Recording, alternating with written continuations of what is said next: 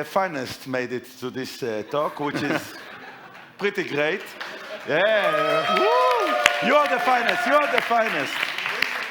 Okay, so my name is Tal Berry. I'm CTO and co-founder for Zengo. We're making a super secure mobile cryptocurrency wallet powered by multi-party computation, which we're not going to talk about today, but more on the Web3 stuff.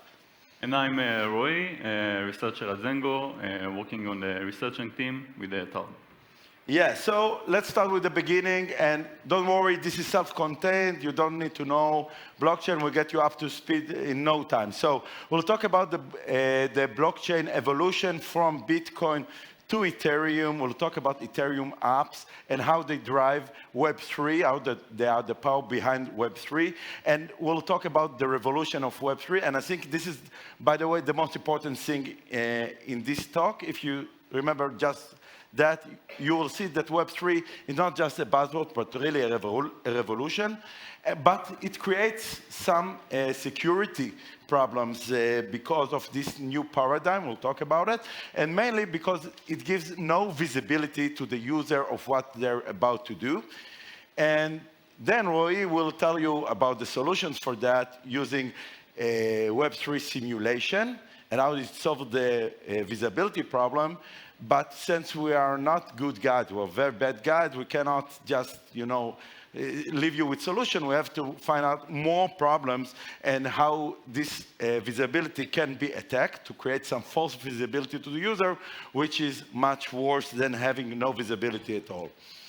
So, contrary to common belief and some conspiracy theories, mainly fueled by my private Twitter account, Coinbase does want us to talk about vulnerabilities that we found in their product. So thank you, Coinbase, for allowing us to talk about that. So strictly kosher. Probably I will not be arrested by the security researcher police after this talk. So let's start with the beginning. What are blockchains? So blockchains are pretty much a glorified name for distributed database. But it's not just distributed database. To just do it, it requires solving a lot of hard problems. Just think of it, if you have multiple copies, multiple versions of the database, which one is the correct one? So blockchain solves that, and it reaches consensus about the right version of the database and solve all kind of other practical issues. How do you authenticate user, again, in the distributed system with the private public key system. And apparently, this blockchain is very good for one application which happens to be very important and very profitable, of money transfer. So you have a database, distributed database. It's not operated by one entity, but everyone operates that, and you can send money with this database, because all you need to do is, when you send money, the one application that Bitcoin does is reduce that amount from your account and add it to the destination account, and of course, making sure that it's all authenticated. So Bitcoin is a really great app, but it's an arcade machine like the ones you see outside. It's just one app. It's a hardware, only allows it to do one thing. Oversimplifying, but generally true. So in 2016, Vitalik, which was an avid supporter for Bitcoin, thought, okay, we can do much better with this distributed database. Why we should limit ourselves to just storing balances? We can also store code on this database. And the transaction, instead of just being, moving money from one user to another, we can encode our parameters there. So we would upload code. It's called smart contracts, but it's actually code. And to interact with it, you create some RPC, remote procedure call, which are the transaction, the old transaction that used to just move money from address A to address B is now actually sending parameters to that code. So this arcade machine, Bitcoin was an arcade machine, but Ethereum is a game console and can change apps. There are multiple apps that you can run over Ethereum. So let's go make it more concrete with some examples. So what kind of apps can you run over Ethereum? So your assets are actually can be an app and not a hardwired program. And why is that important? Because before Ethereum, if I wanted to do some kind of other kind of a coin, let's say a stable coin, a coin that is pegged to the US dollar. So to do that, I have to replicate the whole blockchain and create new miners, validator, system, etc. And now, with Ethereum, this is just a program. And to support that, to create a new coin, everyone can, here can create a new coin in Ethereum. It's just an app. And you just need to implement 6 functions, including one of them we'll talk about later, is the approve function. Very important, how you can add control to another entity over your assets. So you implement 6 functions and 2 events, which are basically log, and you have a coin without doing anything else. You just code that. Software eats world. And why is it interesting? Besides, of course, you can do ICO, initial coin offering, and be very rich. That's what they used to do in 2017 and 2018. You can, since this is code and these are apps, and you have multiple coins that support the same interface, you can build another app on top of that. Some other apps like exchange, because the format is known, so you can exchange from one coin to another. You can create a loan system which pays you interest to the user, again, supporting all of these new coins. And this innovation does not stop, because this is money Lego. On top of that, you can do all kind of mix and match. Let's think about for example, swap and earn. So you have that, you can earn using that loan system, lending system, and you can also exchange. So I can make an application that is doing both of them for you and doing find you the best coin and exchange to it that gets you the best interest, and then deposit your funds there. So this is money Lego, and the innovation is really great, and you can do whatever you dream with that, compared to the traditional banking system where you need to ask someone for permission and get API access and so on. So this money Lego is another outcome of this, of this game console, that your assets are also code and can be supported in a standard way across application. And one final example is our NFTs. I'm sure you heard about NFTs, but currently they are mostly funny JPEGs. You can sell and buy bored apes for ridiculous amount. But in future, and also in future, like today is also the future. Like just yesterday, I read that Ticketmasters are now support selling tickets as NFTs. They are non-fungible tokens. Like coins are fungible. Every token is the same as the other. But with NFTs, they are each token is unique. And again, to support it, just 9 functions, 3 events. And what do you gain as a result? Because we could have, like, you could own funny JPEGs even before.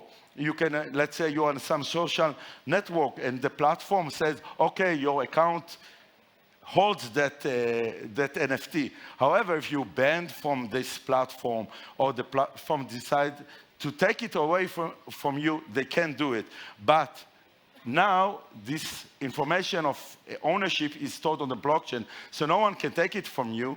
So you can see it on a blockchain explorer that you own this great looking bored ape, and as a result, you can trade it in one platform like OpenSea, but also in another one like in Rarible. So you truly own your digital asset, and it makes a lot of difference.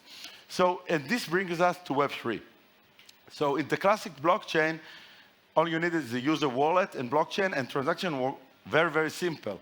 Like your address, the destination address, the amount, pretty much it. But now, how do you consume apps? Because we said, like, you're connecting to some contract, and you're doing an RPC call, but how do you know as a user what are the parameters and how you should encode that? So when you think of it, we kind of solved that problem, because this is what happens every day on on the internet because you're interacting with all kind of, you're doing remote procedure call, and you're not bothered with exactly how do you encode it. The HTML, the JavaScript takes care of it for you. So we want to marry Web 2 with the classic blockchain, and we did that, and we got the Web3 triangle, in which you have the user browser, which is the wallet, talks to a Web2 interface that tells it what are the parameters, and it really suggests a transaction for it to send to the blockchain smart contract. Then the user sends it to the blockchain smart contract, get the result, and the results are also updated to the Web2 interface. So let's see that maybe in action. So this is the Zengo wallet, and we're connecting it to the Web2 interface using QR code. We're scanning that, and it shows we will connect it to Blair, let's say. This is the NFT marketplace. Then Blair suggests some transaction to sign, and then the user decides whether they want to sign it or not and sends that to the blockchain. So we have that triangle going on. And so just to sum it up, we had Web 1, which was about just static content. In the starting this millennium, we had Web 2, user content. User can upload content and interact with the apps. Now with Web 3, there is also the ownership, which is really important and allows you a lot of new applications for that. So this is the reason why Zengo loves Ethereum Web 3, because it's revolution. It can create great revolution in everything we do financially, but also all other aspects. We just mentioned tickets and digital ownership of assets. And we heard that Microsoft loves Ethereum too. This is from Twitter, some developer branch of Edge, allegedly supporting Ethereum wallet within Edge browser, which makes a lot of sense. So brave move, Microsoft, way to go. And if you want to talk to us, we're here. So let's talk about Web3 security. Okay, so we did all these great things, and finally we can talk about security. So I want to surprise you, because there was a lot of talking here about what is the most trusted platform for trusted execution. And with trusted execution, you have two problems. You have to worry about the integrity of your code and the integrity of the input. And it's very hard to get it on traditional system, because there can be malware, there can be supply chain attacks, and so on and so forth. And usually we try to solve it with going deeper into the hardware. Ethereum takes another approach, and it does that by plurality. The code is run by hundreds of thousands of validators. So for attacker to really change a calculation and execution, they need to attack the majority of the validators, like attack simultaneously, take over hundreds of thousands of computers. So I would say, in a sense, Ethereum is the most general purpose secure platform against such attacks. So it's great. And also it has an implicit bug bounty of $200 billion, because these are the assets that are stored directly on Ethereum. So if someone had a way to break it, they could get $200 billion. So it's pretty much a high bug bounty. So if it's so good, as I said, it's the most the best, the most secure platform. So how come it's so bad? Like, why are we keep hearing about hundreds of millions of dollars lost in Web3 attacks? So the reason is that because human makes mistakes, the program in itself is executed perfectly. You cannot really change, as an attacker, change the execution, but this is not the issue. It could be that either code or input or both are malicious, and we'll see it in the triangle. So each of the vertices of this triangle can be malicious. Could be that the user is malicious and sending malicious input to the smart contract, and as a result, if there are vulnerabilities in that smart contract, the user can exploit that. And we're not going to talk about that today, but we're going to talk about two other kind of attack. Could be that the Web 2 interface is rogue or malicious and suggests bad transactions to the user. Or it could be that the smart contract itself is malicious and transactions that go from the user to the smart contract will be executed by that malicious code because we don't know if this code is good or bad. And so let's make it concrete with one example.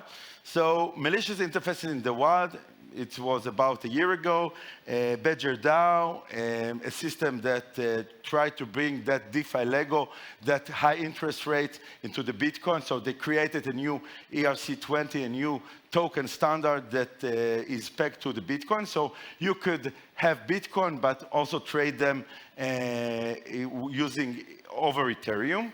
This was their claim to fame. And their Web2 interface was hacked, injected with some rogue code.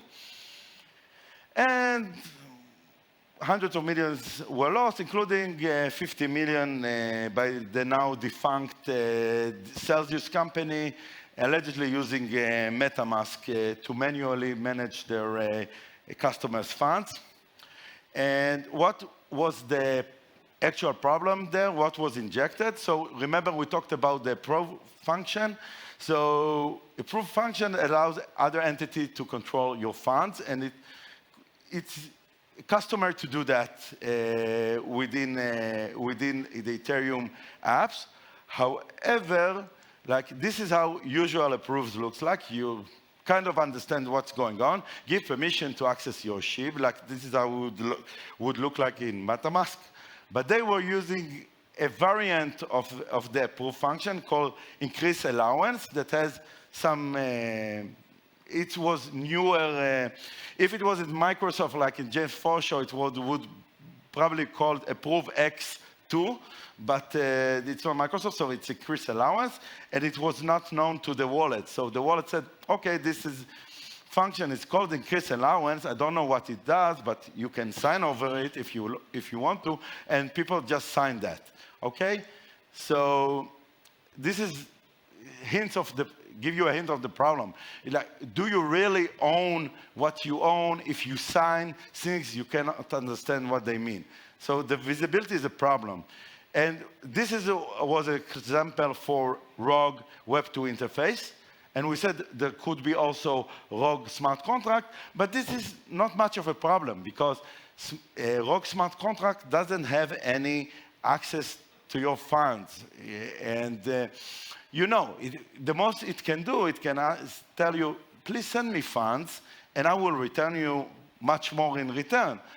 But if you believe that, also, I have a bridge to sell you. Why would you do that kind of thing? And we will show that with some false visibility, we can persuade the victim to do so. So this is in Roy part, so stay with us.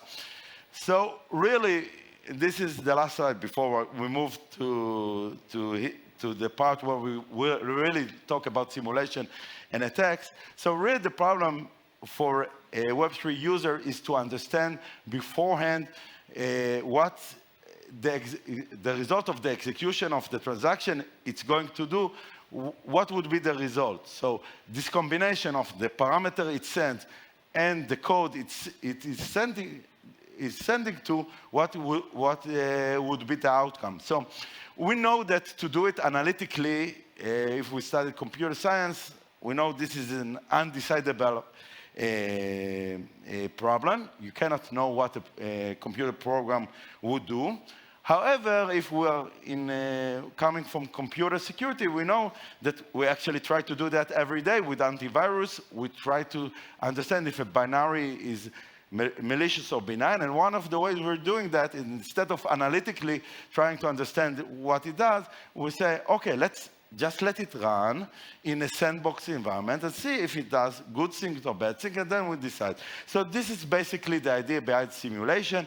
Instead of actually executing this function on-chain, before we would execute it on-chain, let's execute it in a contained environment, in sandbox environment, see what the results would be, and then we can decide intelligently as a user if we want to do that or not. So this brings us to simulation. Yes. Okay, so simulation is allegedly our solution to predict what the input is going to do in the blockchain.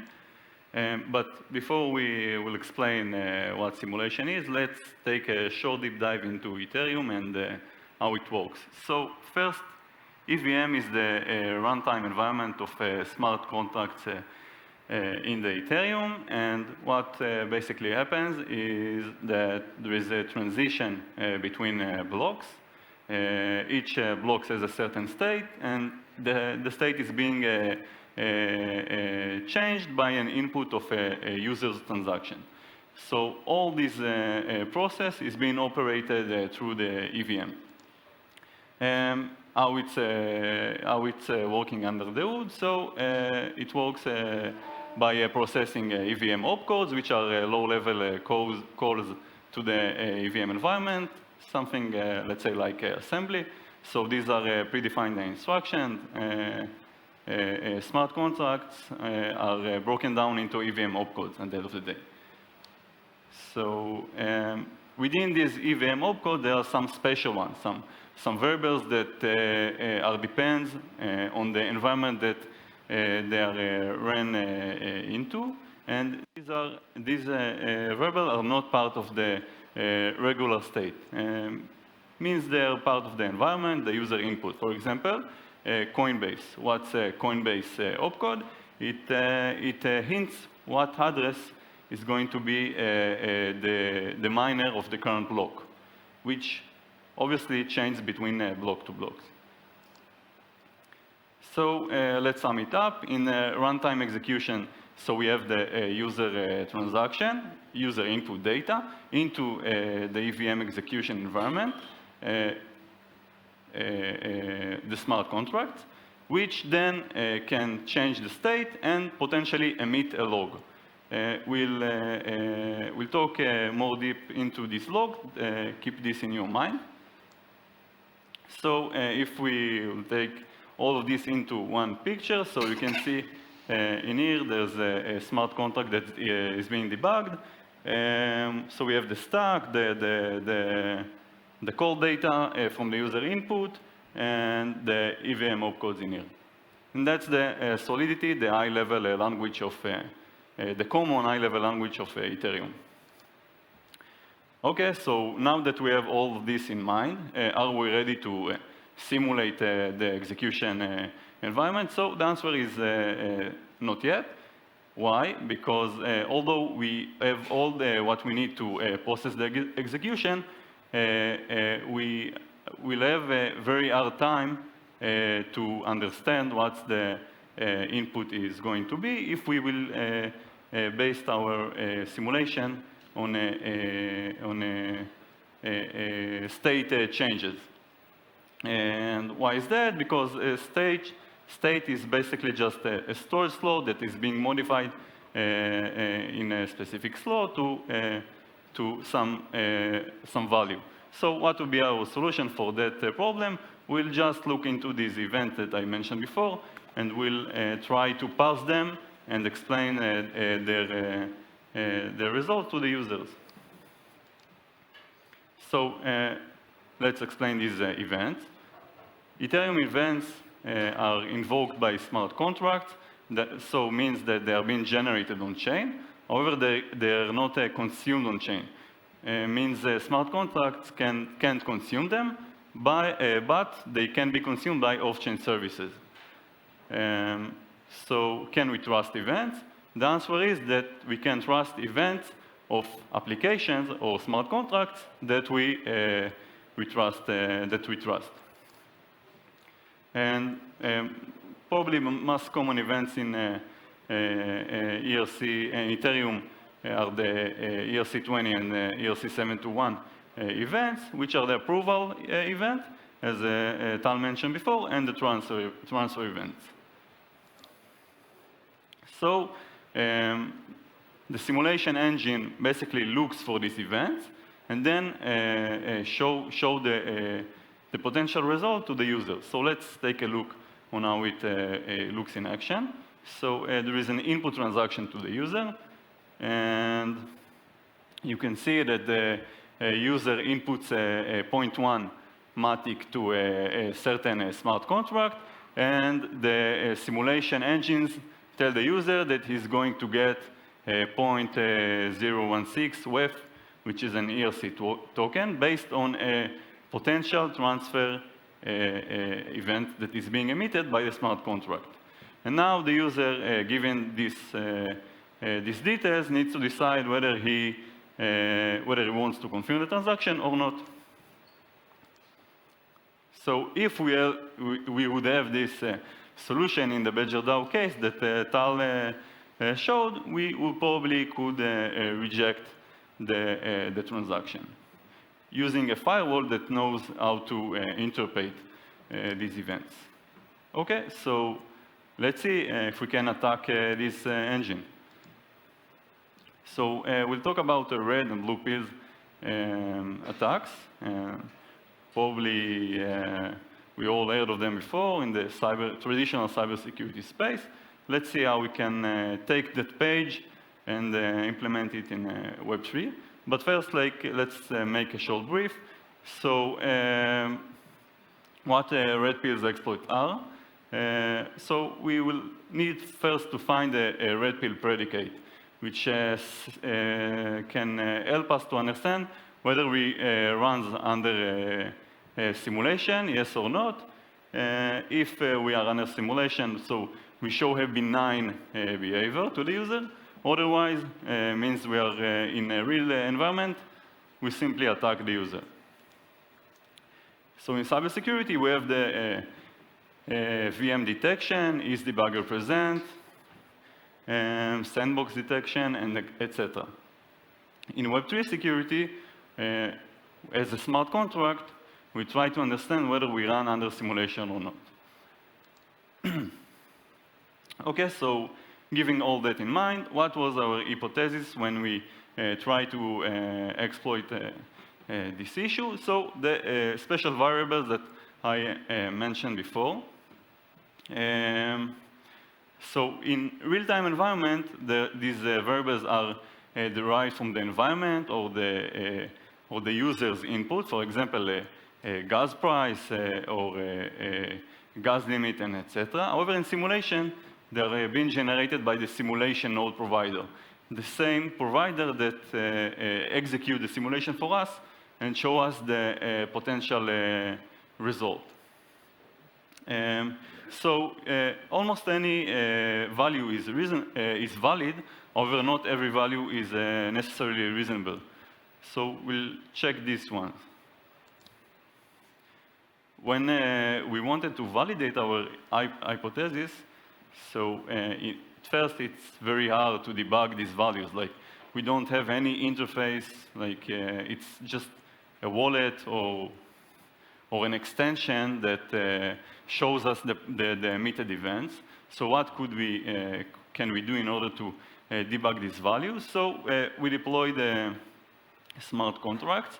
For example, you can see in this code snippet that Solidity function that emits 20 events. You can see there's the loop, which every event within this 20 is one byte, which represents a digit or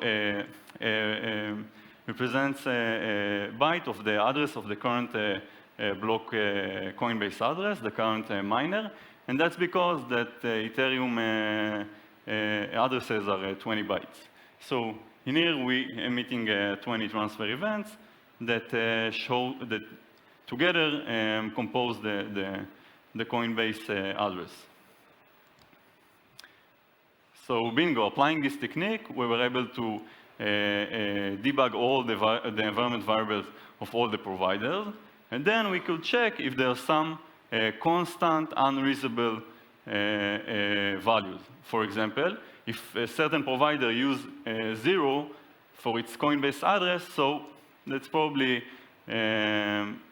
won't meet us in real case scenario. The same applies for gas price, which can't be zero, never. Otherwise, the transaction won't be included, or it won't enter the contract from the beginning. Okay, so once we discover these unreasonable variables for each provider, we could deploy a malicious smart contracts and exploit them one by one. Let's see an example for Coinbase opcode, which also was applied for Coinbase extension, Coinbase wallet. So in here we check the Coinbase address of the current block miner. If it equals 0, we understand that we run under simulation, and we show the user a benign behavior that tricks him into confirming this transaction into the blockchain. Otherwise, we steal the user funds, because we understand that we are in a real-time runtime execution. So let's see how we exploited Coinbase in this demo. So in here, the user inputs some funds into the contract, clicks right. You can see that now the simulation engine will say that the user is going to get funds in return. But the truth is that, unfortunately, the user just lost his funds. And actually, the simulation engine tricked the user into confirming this transaction. Yeah, so the user didn't get anything in return. So yeah, that's how we exploited Coinbase.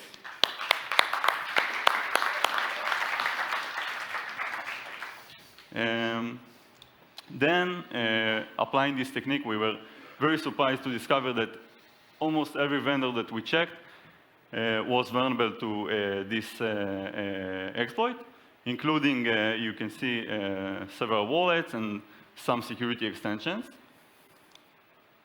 And we were able to get, by reporting this issue, some bounties from providers that have an active program.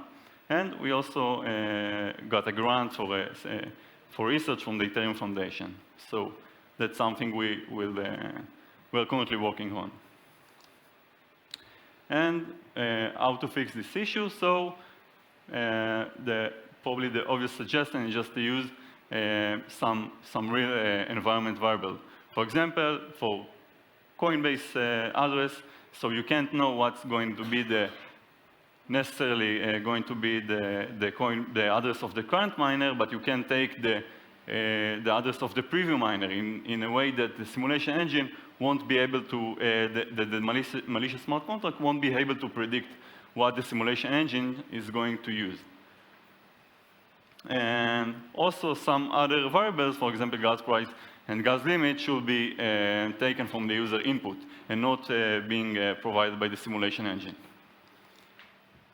And then comes the cat and mouse game, time of check, time of use. So assuming all the process takes some time between the input that was introduced to the wallet until the user checked it and decided whether he wants to sign or not.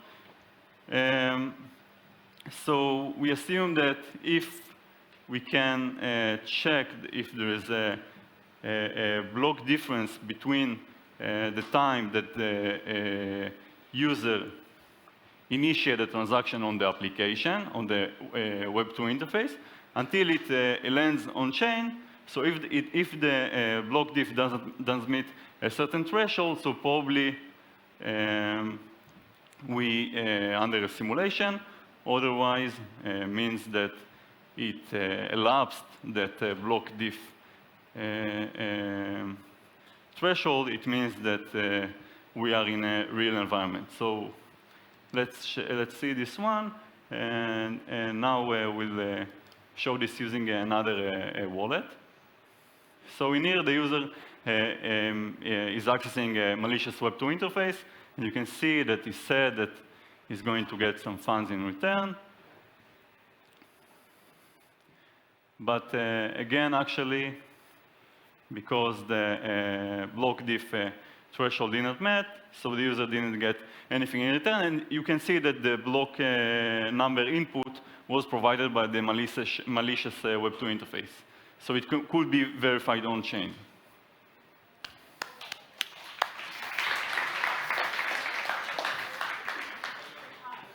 Okay, so yeah, let's have a wrap up. מה, כבר נגמר? Okay, so what we learned today. So really takeaways, and if you just coming to Dave, you can, this is cheat sheet, you can say you've been throughout the whole talk.